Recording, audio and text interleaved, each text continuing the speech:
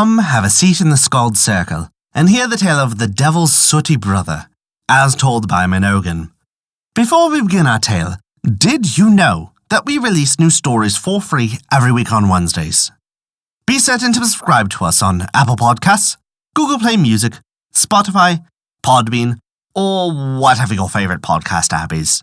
That way, you'll never miss out when we release free bonus stories other days of the week. Never forget, visit thescaldcircle.com to stay up to date with all of our current happenings, and to also visit our story archive, sorted by origin and region. Now then, this begins a tale of the Devil's Sooty brother.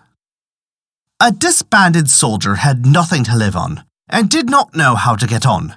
So he went out into the forest, and when he walked for a short while, he met a little man who was, however, the devil. The little man said to him, "What ails you? You seem so very sorrowful." Then the soldier said, "I am hungry, but I have no money." The devil said, "If you will hire yourself to me and be my serving man, you shall have enough for all of your life. You shall serve me for 7 years, and after that you shall be free. But one thing I must tell you, and that is, you must not wash, comb, or trim yourself, or cut your hair or nails, or wipe the water from your eyes." The soldier said, "All right, if there's no help for it," and went off with the little man, who straightway led him down into hell. Then he told him what he had to do. He was to poke the fire under the kettles, wherein the hell broth was stewing, keep the house clean, drive all the sweepings behind the doors, and see that everything was in order. But if he once peeped into the kettles, it would go ill with him. The soldier said, "Good, I will take care of it."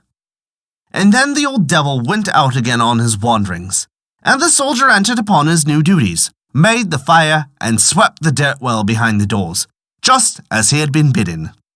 When the old devil came back again, he looked to see if all had been done, appeared satisfied, and went forth a second time. The soldier now took a good look on every side. The kettles were standing all round hell with a mighty fire below them, and inside they were boiling and sputtering. He would have given anything to look inside them, if the devil had not particularly forbidden him from it anyway. At last, he could no longer restrain himself, slightly raised the lid of the first kettle and peeped in, and there he saw his former corporal shut in. "Aha, old bird," said he, "do I meet you here?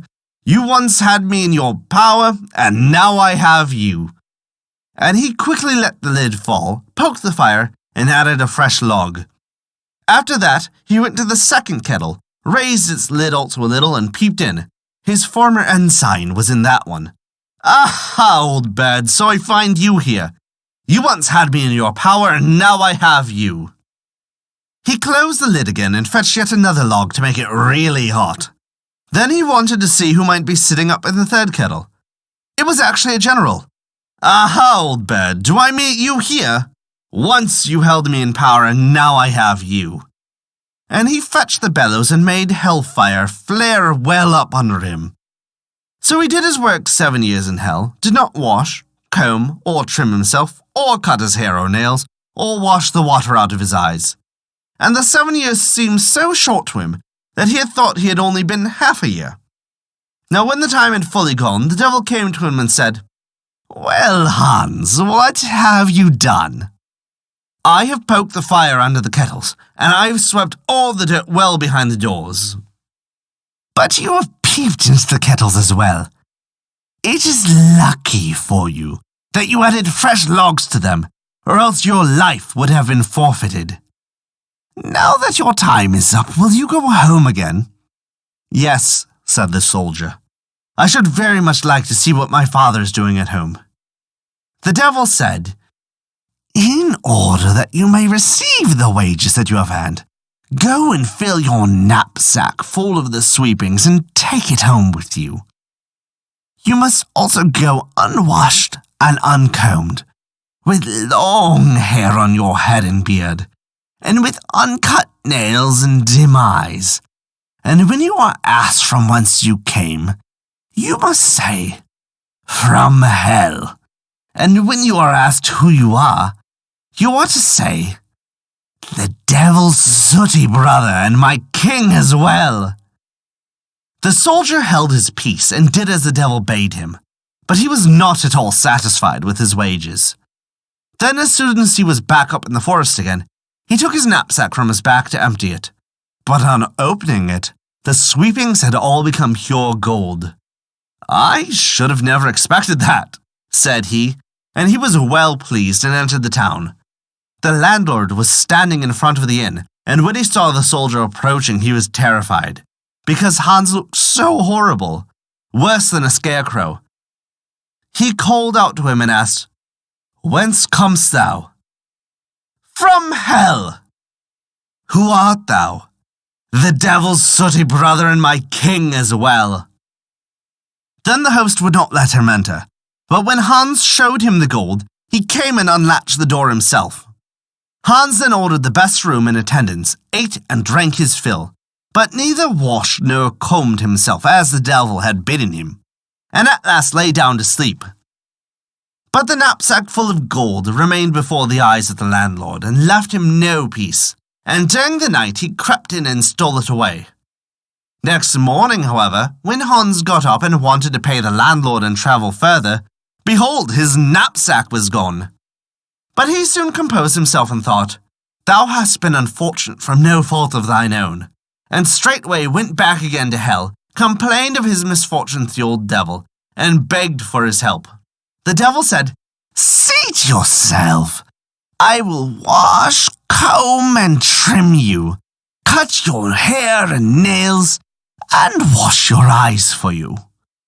And when he had done with him, he gave the knapsack back again full of sweepings and said, "Go and tell the landlord that he must return you your money, or else I will come and fetch him, and he shall poke the fire in your place."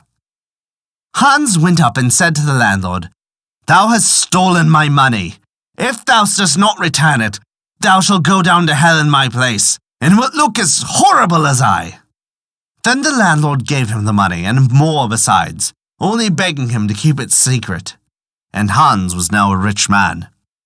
He set out on his way home to his father, bought himself a shabby smock frock to wear, and strolled about making music, for he had learned to do that while he was with the devil in hell. There was, however, an old king in that country, before whom he had to play, and the king was so delighted with his playing that he promised him his eldest daughter in marriage. But when she learned that she was to be married to a common fellow in a smock frock, she said, "Rather than do it, I would go into the deepest water."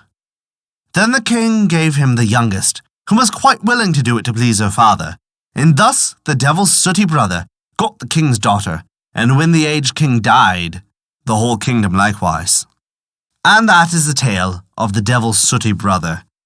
Thank you for listening to our story. If you enjoyed it, please take a look at our Patreon page to learn how you can earn great rewards while also supporting us. We appreciate even the smallest of contributions, as they allow us to continue to release new stories every week for free on Wednesdays, and also provide bonus stories for your listening pleasure. Visit us at thescaldcircle.com to view our story archive, sorted by origin and region, and to stay up to date with all of our current developments. A special thank you to Kat for their support this month. It means the world to us. Once again, thank you for listening to our story.